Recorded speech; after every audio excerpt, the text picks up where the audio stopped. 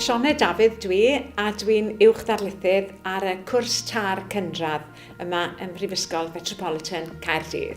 Wel, mae'r cwrs yn un newydd, a mae'r pwyslais nawr ar ymchwil ac yn benodol ar adfyfurio ar eu datblygiad proffesiynol nhw hunain. Mae'r dyddiau wedi mynd pan fydd athrawon yn mynd ar gyrsiau. Erbyn hyn, maen nhw'n dysgu oddi wrth ei gilydd a drwy weithredu ymchwil yn strategol. A felly mae'r pwyslais i fyfyrwyr hefyd ar wneud gwaith ymchwil sy'n cael ei osod gan yr ysgol. Bydd cynllun datblygu gan yr ysgol, a wedyn pan fydd y myfyriwr yn yr ysgol honno, byddan nhw'n gweithio ar ryw agwedd o'r cynllun datblygu hwnnw. Felly mae'n gyfle i dylanwadu go iawn ar yr hyn sydd yn digwydd mewn ysgol. Ac dyw ymchwil ddim yn rhywbeth sy'n perthyn i'r prifysgol, mae ei fod perthyn i'r ysgol ac i'r proffesiwn yn ehangach.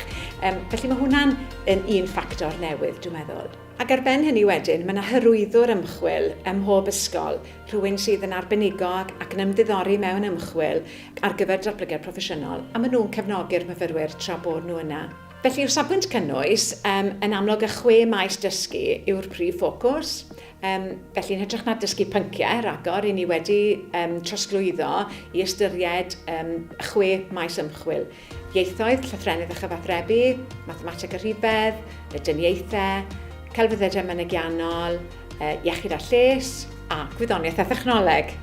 Felly mae yna 6 maes, ac ar ben hynny wedyn, i ni'n rhoi pwyslais mawr ar lles myfyriwr a lles plant.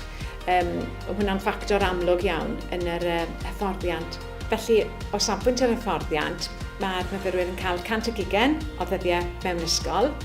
Maen nhw'n cael 15 diwrnod hefyd mewn ysgolion arweiniol, sef hyfforddiant penodol iddyn nhw'n cael gweld beth sydd ar waith mewn ysgol, rhoi damcaniaeth ac ymarfer at ei gilydd, a 45 diwrnod wedyn yn y brifysgol.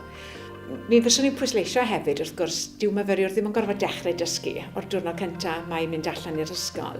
Ar y cwrs TAR, enghraifft, mae yna bythefnos ar y dechrau, ble mae'r pwyslais ar ddod i nabod yr ysgol, dod i nabod y plant, ar sylwi ar yr athrawon yn dysgu, dod i ddeall beth yw'r gofynion, dod i nabod y plant yn bwysicach na dim un. A wedyn, mae yna gyfle i addysgu ar y cyd, gyda'r athro, neu hyd yn oed gyda cydfyfyriwr arall, dysgu tîm.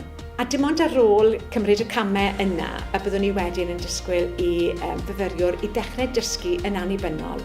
Ac wrth gwrs, fel mae'r cwrs yn mynd yn ei blaen, mae'r pwyslais mwy ar ddysgu annibynnol, a byddwch chi'n cymryd mwy a mwy o gyfleoedd i gael dysgu holl amrediad y cwricwlwm.